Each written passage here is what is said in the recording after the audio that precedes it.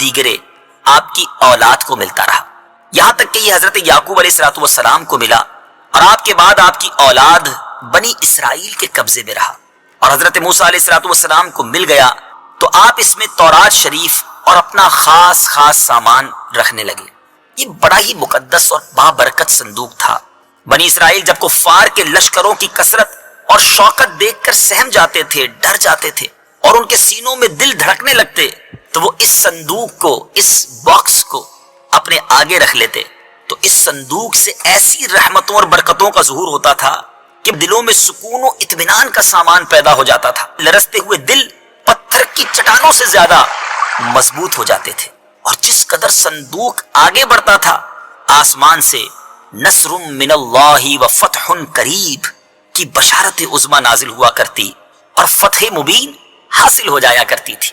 جی ہاں، بنی اسرائیل میں جب کوئی اختلاف پیدا ہوتا تھا تو لوگ اسی صندوق سے فیصلہ کراتے تھے۔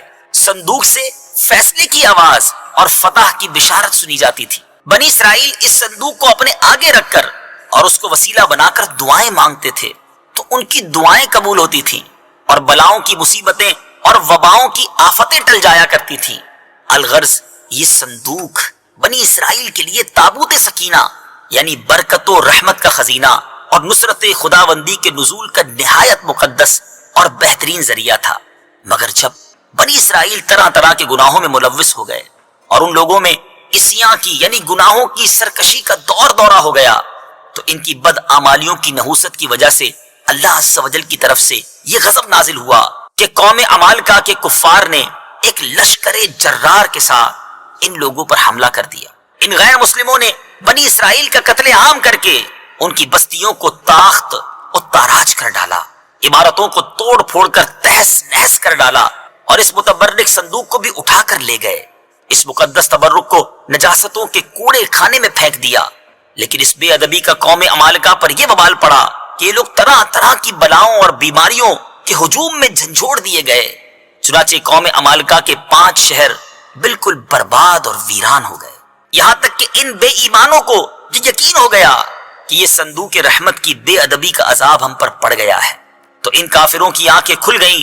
چنانچہ ان لوگوں نے اس مقدس صندوق کو ایک بیل گاڑی پر لاد کر بنی اسرائیل کی بستیوں کی طرف روانہ کر دیا۔ پھر اللہ تعالیٰ نے 4 فرشتوں کو مقرر فرما دیا جو اس مبارک صندوق کو بنی اسرائیل کے نبی حضرت شمویل علیہ السلام کی خدمت میں لائے۔ اس طرح پھر بنی اسرائیل کی کھوئی ہوئی نعمت دوبارہ ان کو مل گئی، اور یہ صندوق ٹھیک اس وقت حضرت شمویل کے پاس پہنچا جبکہ حضرت شمویل علیہ السلام نے طالوت کو بادشاہ بنایا تھا، اور بنی اسرائیل طالوت کی بادشاہی تسلیم کرنے پر تیار نہیں تھے، اور یہی شرط ٹھہری تھی کہ مقدس صندوق آ جائے تو ہم طالوت کی بادشاہی تسلیم کر لیں گے۔ چنانچہ صندوق آ گیا اور بنی اسرائیل طالوت کی بادشاہی پر رضامند ہو گئے۔ اب آپ غور کر رہے ہوں گے کہ اس تابوت سکینہ میں تھا کیا؟ اتنا مبارک، اتنی فضیلتیں بیان ہو رہی ہے اور قرآنی واقعہ ہے۔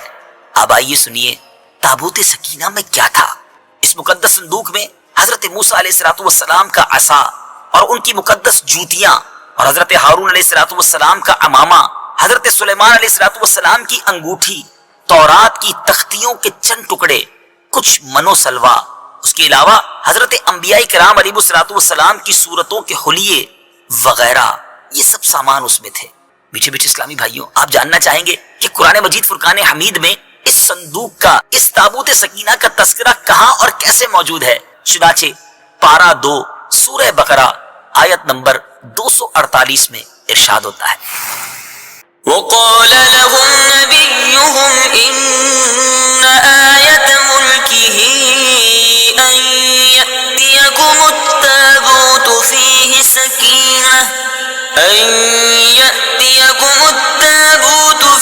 سكينة من ربكم وبقية مما ترك آل موسى وآل هارون تحمله الملائكة إن في ذلك لآية لكم إن كنتم مؤمنين۔ ترجمہ، اور ان سے ان کے نبی نے فرمایا، اس کی بادشاہی کی نشانی یہ ہے کہ تمہارے پاس وہ تابوت آ جائے گا جس میں تمہارے رب کی طرف سے دلوں کا چین ہے، اور معزز موسیٰ اور معزز ہارون کی چھوڑی ہوئی چیزوں کا بقیہ ہے۔ فرشتے اسے اٹھائے ہوئے ہوں گے، بے شک اس میں تمہارے لیے بڑی نشانی ہے اگر تم ایمان والے ہو۔ میٹھے میٹھے اسلامی بھائیوں، آپ نے قرآن پاک کی تلاوت بھی سنی اور یہ مبارک واقعہ بھی سنا۔ اب آئیے اس مبارک واقعے سے ہمیں کیا درس ملتا ہے۔ اس واقعے سے ہمیں چند پیارے پیارے مدنی پھول ملتے ہیں۔ معلوم ہوا کہ بزرگوں کے تبرکات کی خداوند قدوس کے دربار میں بڑی عزت و عظمت ہے، اور ان کے ذریعے مخلوق خدا کو بڑے بڑے فیوز و برکات حاصل ہوتے ہیں۔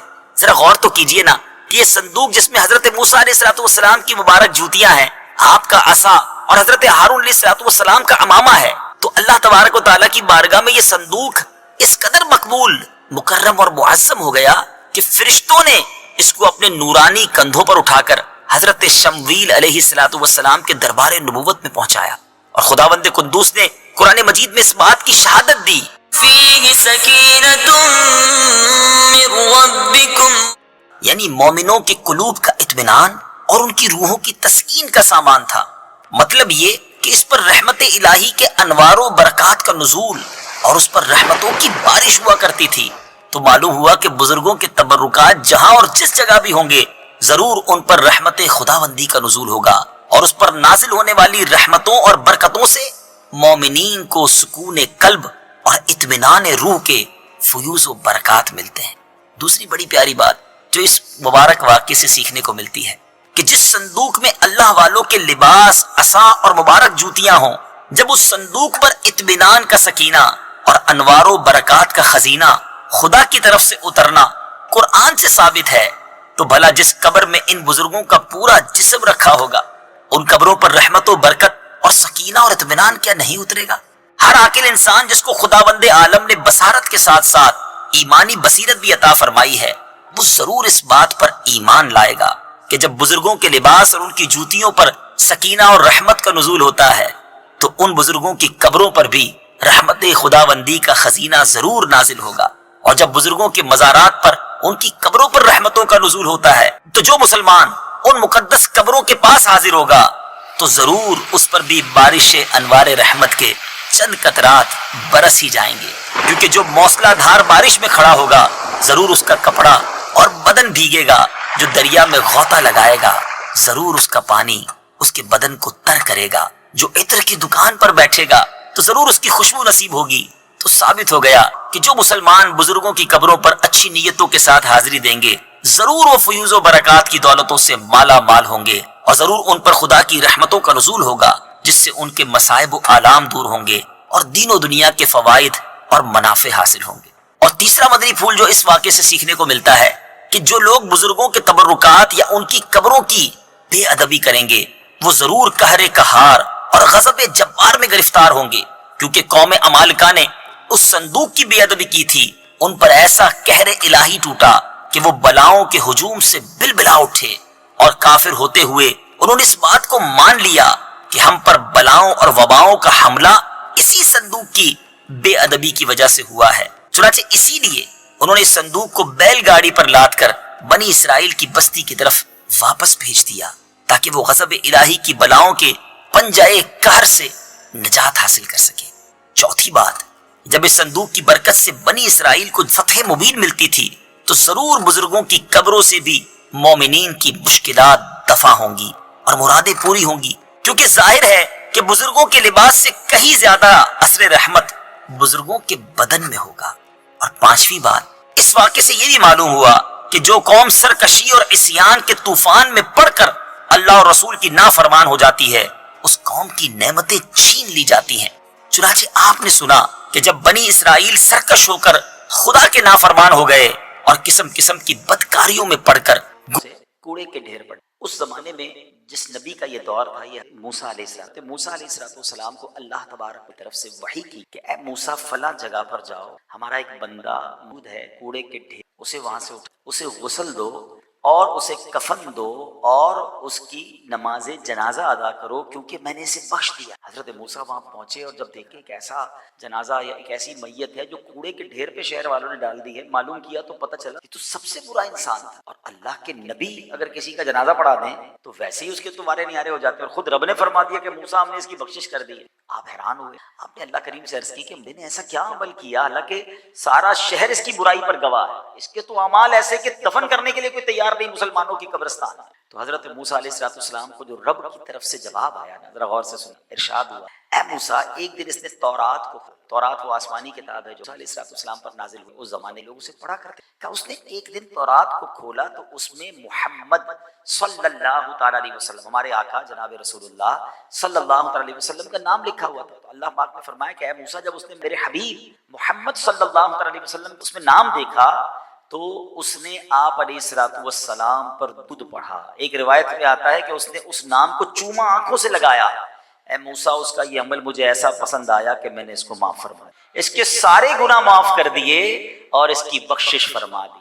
اللہ اکبر۔ ایک اور روایت اسی طرح کی ملتی ہے کہ یہ جو شخص تھا نا، یہ اس کی عمر بھی بہت بڑی تھی، اس کی 200 برس کے گناہ تھے، 200 ایئرز سے زیادہ اس نے عمر پائی اور یہ گناہوں میں گزری، مگر ایک بار جناب رسول اللہ پر عزت کے ساتھ، تعظیم کے ساتھ، رسپیکٹ کے ساتھ اس نے درود پڑھا اور نام محمد صلی اللہ تعالیٰ علیہ وسلم کی تعظیم کی، اسے چوما، اسے آنکھوں سے لگا۔ تو رب کو اپنے حبیب سے پیار کیسا ہے کہ جو اس کے نام کی تعظیم کرے، ان پر درود بھیجے، وہ مالک کریم اس کے سارے گناہ معاف فرما۔ تو اے میرے پیارے اسلامی بھائیو، یہ واقعہ بڑا کمال کا واقعہ ہے کہ پچھلی قوم، پچھلی امت کا کوئی گناہ گار ہمارے آقا و مولا جناب رسول اللہ صلی اللہ تعالیٰ علیہ وسلم پر درود پڑھے، ان کا نام کی تعظیم کرے تو بخشا جائے۔ تو ہم تو ہیں بھی نبی پاک کے امت، ہم پر تو اللہ نے یہ بہت بڑا احسان کیا ہے۔ آپ کو پتہ ہے ہم نے تو کوئی دعا نہیں کی نا، ہم نے کوئی ایسا کمال کا کام نہیں کیا کہ ہمیں بن مانگے اللہ نے سرکار دو عالم علیہ السلام کا امتی بنا دیا۔ ہم پچھلی امتوں میں بھی پیدا ہو سکتے تھے،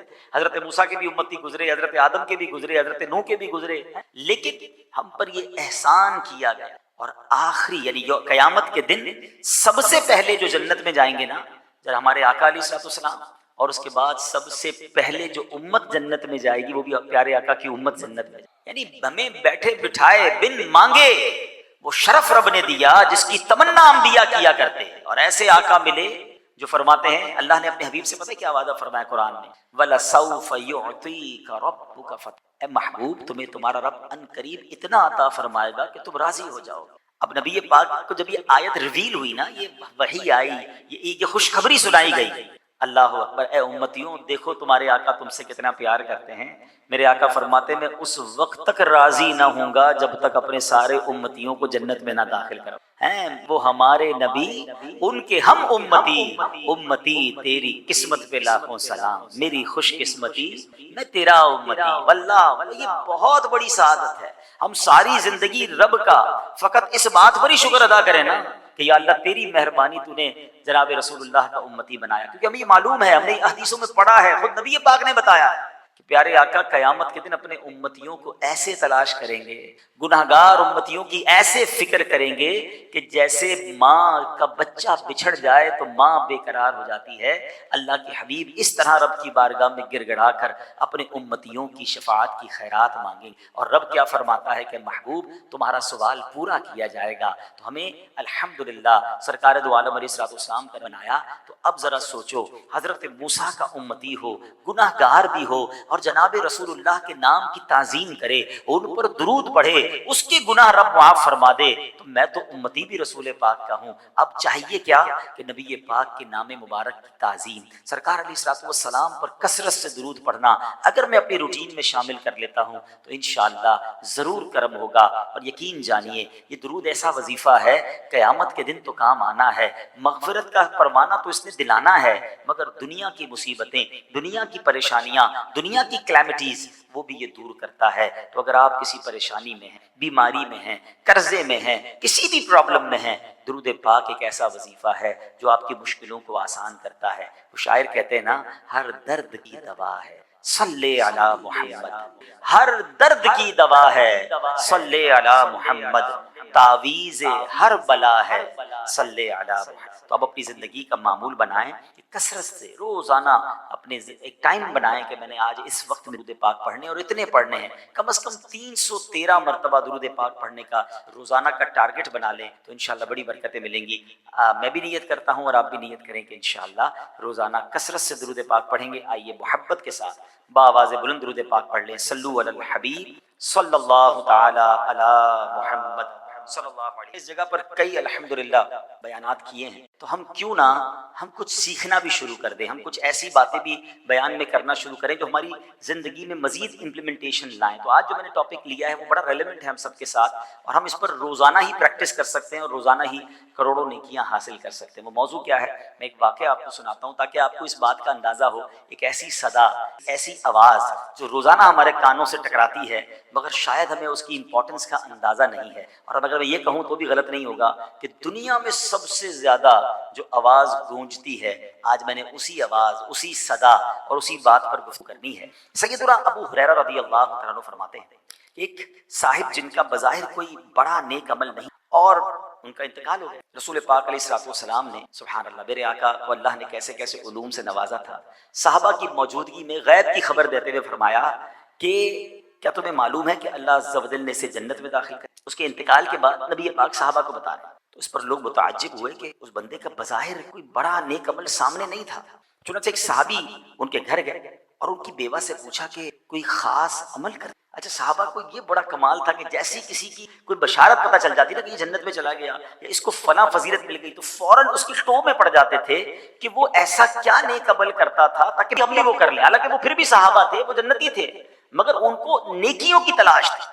ہمیں آج کسی کا بڑا بنگلہ نظر آئے، 4-5 فیکٹریاں نظر آئیں، ہم کہ یار معلوم تو کرو کام کیا کرتا ہے، اس کا بزنس کس چیز کا، یار بڑی تیزی سے ترقی کر رہا ہے، دھڑا دھڑ فیکٹریاں بنا رہا ہے، ایک کوٹھی تھی 4 کوٹھیاں ہو گئیں، گاڑیاں بڑی بڑی، چیک کرو اس کا بزنس کیا ہے۔ ہم دنیا میں کسی کی ترقی دیکھیں تو اب ٹو میں پڑ جاتے ہیں کہ اس کی وے آف ارننگ تلاش کرو، میں بھی وہ کروں۔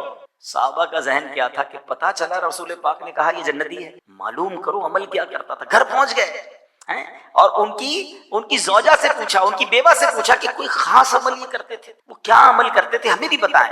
تو کہا اس کا کوئی خاص عمل تو مجھے نہیں پتا، کیونکہ ویسے بھی صحابہ بھی جانتے تھے کہ کوئی بڑا عمل نہیں ہے۔ ایک کام وہ کرتے تھے اور وہ یہ کرتے تھے کہ دن ہو یا رات ہو، جب بھی وہ اذان سنتے تھے تو اس کا جواب ضرور دیتے۔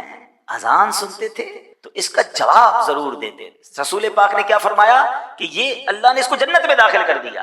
تو اے میرے پیارے اسلامی بھائیوں، آج میرا جو بیان کا جو اذان ہے، دنیا میں سب سے زیادہ کنٹینیو صدا اگر کوئی لگائی جاتی ہے، اگر آپ غور کریں نا، جو ماشاءاللہ دنیا کے نقشے پر نظر رکھتے ہیں، جو انٹرنیشنل ٹریولر ہیں، دنیا کے ٹائم زون ہیں، دنیا میں سب سے پہلی فجر پڑی جاتی ہے فجی کے اندر، اپروکسیمیٹلی آسٹریلیا سے بھی آگے ایک جزیرہ ہے، اللہ کی رحمت سے مجھے وہاں بھی جانے کی سعادت ملی، اور وہاں جب ہم نے فجر پڑھی تھی تو ایک دل میں بات آئی تھی کہ آج دنیا میں اگر سب سے پہلی اذان فجر ہوئی ہے یا نماز فجر ہوئی تو وہاں ہوئی۔ پاکستان سے تقریباً ہم کہہ سکتے ہیں کہ وہ 10 سے 11 آورز پلس کر لیں، یعنی اس وقت ہم یہاں ہیں تو وہاں اس وقت ہو سکتا ہے کہ فجر کا وقت ہو رہا ہوگا، تو وہاں اب فجر پہلی جو ہے وہ شروع ہوتی ہے، ہماری فجر 10 گھنٹے بعد ہوتی ہے۔ اب اگر آپ دنیا کے نقشے پر نظر دوڑائیں نا تو فجی کے بعد اب اذانیں ہونا شروع ہوں گی نیوزی لینڈ میں، تو پھر آسٹریلیا میں، تو آگے آتے جائیں تو آسٹریلیا کے بھی بہت سارے شہر ہیں، تو اس کے بعد انڈونیشیا میں، تو سنگاپور میں، اب آگے آئیں تو سری لنکا میں، تھائی لینڈ میں، نیچے آئیں تو پھر انڈیا، تو بنگلہ دیش، پھر پاکستان کی باری آئے گی،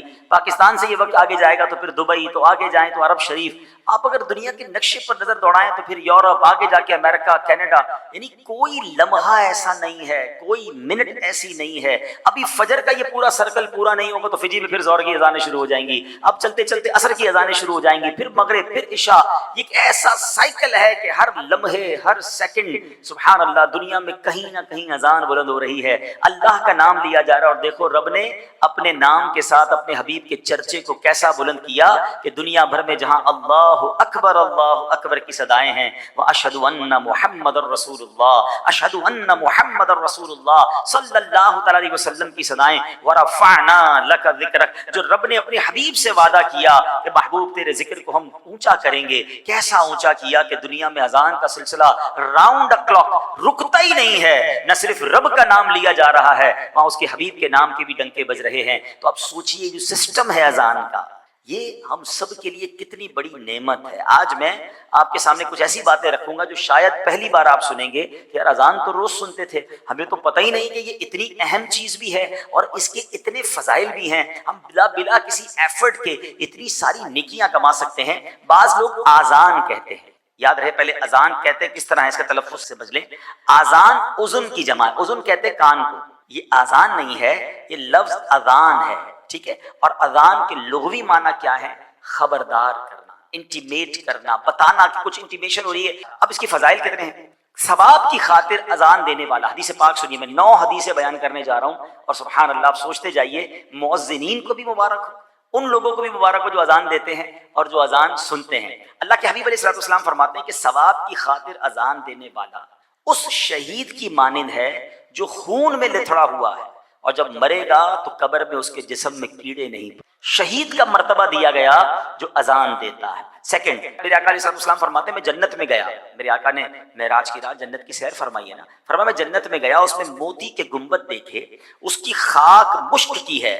پوچھا اے جبرائیل یہ کس کے واسطے ہے؟ تو انہوں نے عرض کی حضور آپ علیہ الصلوۃ والسلام کی امت کے مؤذنوں اور اماموں کے واسطے. امام اور مؤذن کی قدر کیا کرو. یہ وہ ہستیاں ہیں کہ اتنی کم سیلری میں, اتنے کم مشاعرے میں, دنیا میں لوگ کہتے ہیں ڈسپلن ہونا چاہیے. آپ نے بھی ٹریول بہت کیا, اللہ کی رحمت سے میں نے بھی دنیا دیکھی ہے. کبھی نہ کبھی موسم کی وجہ سے, فوگ کی وجہ سے ٹرین بھی لیٹ ہوتی ہے تو جناب جہاز بھی لیٹ ہوتے ہیں, ایئرپورٹ بند ہو جاتے ہیں. مگر مجھے بتاؤ, آندھی ہو یا طوفان ہو, گرمی ہو یا سردی ہو, جب اذان کا وقت ہوتا ہے ایک ہی وقت میں لاکھوں مسجدوں میں اذان کی آواز بلند ہوتی ہے. جب جماعت کا وقت ہوتا ہے آن ٹائم جماعت ہوتی ہے. جو ڈسپلن ہمارے امام اور مؤذنین نے ساری دنیا میں قائم کیا ہوا, آل اراؤنڈ دا ورلڈ, آپ گھڑی ملا لیں اپنی, 9:15 بجے جماعت ہے, 9:15 گھڑی میں آپ کی گھڑی آگے پیچھے ہوگی, مسجد کی جماعت کھڑی ہو جائے گی. یہ کیا ہے؟ ایسا سسٹم پوری دنیا میں مؤذنین اور امام نے قائم کیا ہے. مگر نارملی آج ہم اس مسجد میں کروڑوں روپے خرچ کرنے کے لیے تیار ہیں, اس کی ٹائلیں لگ جائیں گی, اس میں AC لگ جائے گا, سردی والے علاقوں کی مسجدیں تو ہیٹر لگ جائے گا, امام صاحب کی تنخواہ میں اضافہ کرنے کے لیے کوئی تیار نہیں. آج بھی پاکستان کی مسجدوں میں 7-8 ہزار روپے امام کی تنخواہ رکھی جاتی ہے. غریب علاقوں میں, چھوٹے علاقوں میں, شہر کے اندر بھی جاؤ تو 20-25 ہزار امام کو دینے میں کمیٹی والوں کی جان جاتی ہے. اللہ کے بندوں, حدیث میں مرتبہ بتا رہا ہوں کہ ان امام اور مؤذنین کے لیے جنت میں گنبد تیار کیے گئے ہیں. اور آج اچھا پھر ہم امام صاحب کہے یار امام صاحب پتہ نہیں کیوں کسی شخصیت سے کوئی قرضہ مانگ رہے ہیں, جناب کوئی اپنی ترکیب بنا رہے ہیں. 20-25 ہزار میں کس کا گزارا ہوتا ہے؟ آپ امام کو اتنا خوشحال کر دیں کہ امام جناب اچھے طریقے سے آپ کی تربیت کرے. ایک طرف تو کہتے ہیں پیچھے اس امام کے, اور امام کو غریب اور فقیر دیکھنا چاہتے ہیں. کیوں نہیں ہم اپنے کسی پروفیسر, کسی ٹیچر اور کسی جناب کالج کے پرنسپل جیسی تنخواہ امام کو نہیں دیتے, تاکہ ہم سب کا وہ امام ہے, تاکہ کسی طریقے سے اس پر شیطان حملہ نہ کرے. اور وہ کسی اچھا بعض اوقات ایسا بھی دیکھا کہ امام صاحب بیچارے امامت بھی کر رہے ہیں, کئی ساتھ نوکری بھی کر رہے ہیں, کیونکہ اس کا گھر کا گزارا پورا نہیں ہو رہا. یہ نہ کریں, ان کی قدر کریں. یہ انہوں نے ہماری مسجدوں کا, ہمارے اسلامی نظام کو کس طرح سنبھالا ہوا ہے. آگے چلیے, اذان دینے پر بات ہو رہی تھی, چلیں ضمناً میں نے یہ بات بھی کر لی. حدیث پاک میں آتا ہے جس نے 5 نمازوں کی اذان ایمان کی بنا پر بنیت ثواب کہی, اس کے جو پہلے گناہ ہوئے ہیں وہ معاف ہو جائیں گے. اور جو ایمان کی بنا پر ثواب کے لیے اپنے ساتھیوں کی 5 نمازوں میں امامت کرے, اس کے گناہ جو پہلے ہیں وہ بھی معاف کر دیے جائیں. یہ مؤذن اور یہ امام, سبحان اللہ. ایک اور حدیث پاک, اذان کتنی کمال کی نعمت ہے. پیارے آقا علیہ الصلوۃ والسلام فرماتے ہیں شیطان جب نماز کے لیے اذان سنتا ہے تو بھاگتا ہوا روحا پہنچ جاتا ہے. راوی فرماتے ہیں مدینہ منورہ سے بیر روحا جو گئے ان کو پتا ہے 36 میل دور. اس کا مطلب جدھر بھی اذان دی جائے گی نا 36 میل دور تک شیطان دور بھاگ جائے گا. یہ شیطان کے لیے اتنی بھاری ہے. اب یہاں پھر ایک دل جلی بات کرتا ہے, گھر لینا ہو, ہمارا پہلا پوائنٹ کیا ہوتا ہے؟ یار ذرا دیکھو کوئی اسکول قریب ہے کہ نہیں. گھر لینا ہے, ذرا دیکھو کوئی ٹرانسپورٹ کا اسپاٹ قریب ہے کہ نہیں. ملازم بھی تو گھر پہ آئیں گے نا, تو ان کو بس وغیرہ یا پبلک ٹرانسپورٹ مل جائے. اچھا یہ دیکھو کوئی ہاسپٹل قریب ہے کہ نہیں. کبھی یہ چیک کیا کہ مسجد قریب ہے کہ نہیں, اذان کی آواز آئے گی کہ نہیں, میرے گھر میں روز اللہ کا نام آئے گا کہ نہیں. انفارچونیٹلی مجھے کہتے ہوئے مزہ نہیں آ رہا, بہت سارے یہاں لوگ ہیں جو پراپرٹی کا کام کرتے ہیں, مسجد کے برابر والا پلاٹ کم قیمت میں بکتا ہے. اسلامی ملک ہے اور مسجد کے قریب پلاٹ جو ہے وہ کم قیمت میں بکے گا. یار اذان کی آواز ڈسٹرب کرے گی.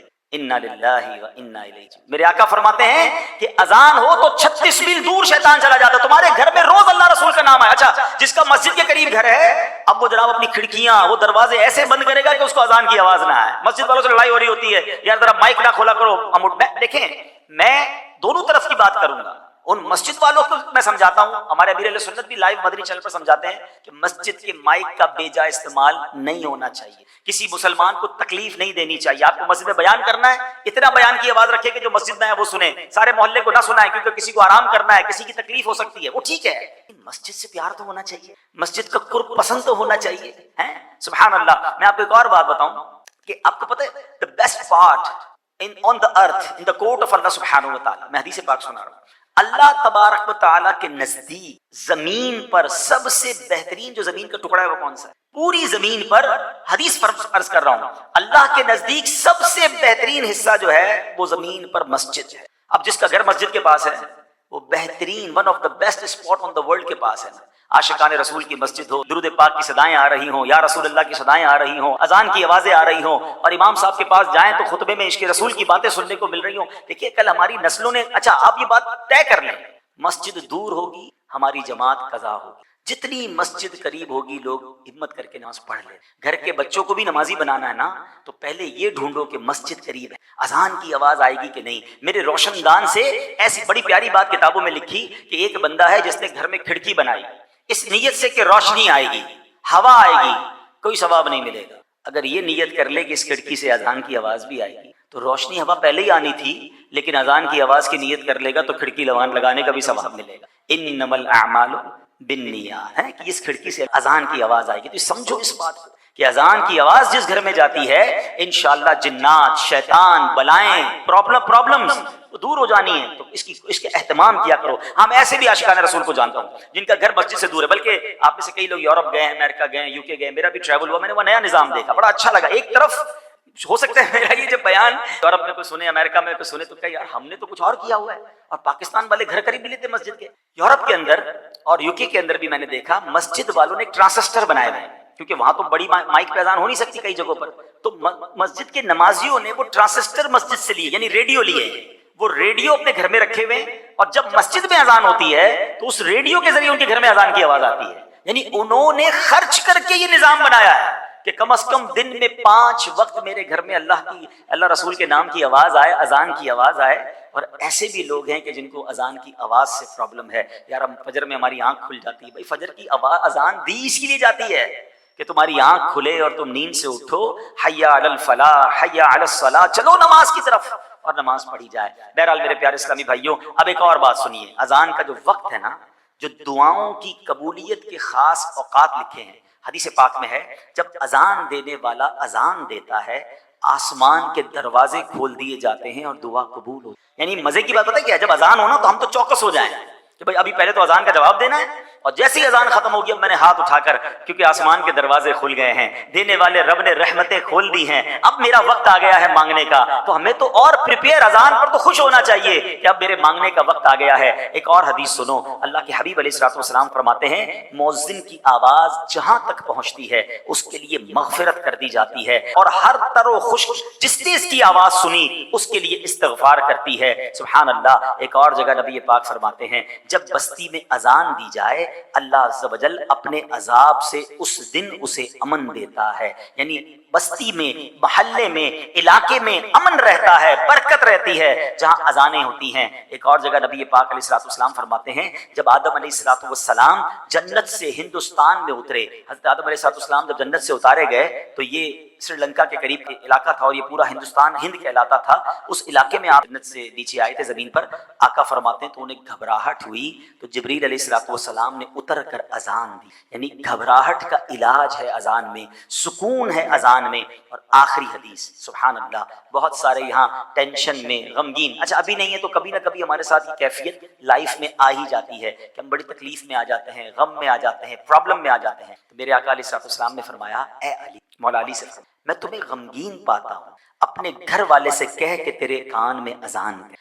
اذان غم و پریشانی کی دافع ہے، یعنی اگر کوئی غمگین ہے، کوئی پریشان ہے تو اس کے کان میں اذان دے، اس کے کان میں اذان کی آواز جائے گی، اللہ اس کے غم کو کر دے گا، اس کی ٹینشن ریلیز ہو جائے گی۔ مولا علی کرم اللہ تعالی وجہ الکریم اب کیا فرماتے ہیں، آقا نے تو فارمولہ دے دیا نا، اب مولا علی کا طریقہ کیا تھا، آپ فرماتے ہیں فجربتہ فوجدتہ کذالک، کہتے ہیں میں نے اسے تجربہ کیا تو ایسا ہی پایا، یعنی جب غم ہوتا، جب پریشانی ہوتی، کان میں کوئی اذان دیتا، اللہ پریشانی کو دور فرما دیتا۔ تو بہرحال میرے پیارے اسلامی بھائیوں، یہ ہے اذان۔ اب آئیے، ایک تو اذان دینے والوں کی فضیلت ہو گئی، ہم تو مؤذن نہیں ہیں اور ہم میں سے بہت کم لوگ ہیں کہ جن کو اذان دینے کی سعادت ملتی ہے، لیکن دیکھو کتنا پیارا مذہب ہے، کتنی پیاری ہمارے مذہب کی تعلیمات ہیں کہ اذان سننے والوں کے لیے بھی کتنی نیکیاں کمانے کا موقع ہے۔ مدینے کے تاجدار صلی اللہ تعالی علیہ وسلم نے ایک بار عورتوں سے فرمایا، مدینے کی عورتوں سے، اے عورتوں، بلال کو اذان و اقامت دیتے ہوئے سنو تو جس طرح وہ کہتا ہے تم بھی کہو، اللہ عز و جل تمہارے لیے ہر کلمے کے بدلے 1,00,000 نیکیاں لکھے گا اور 1,000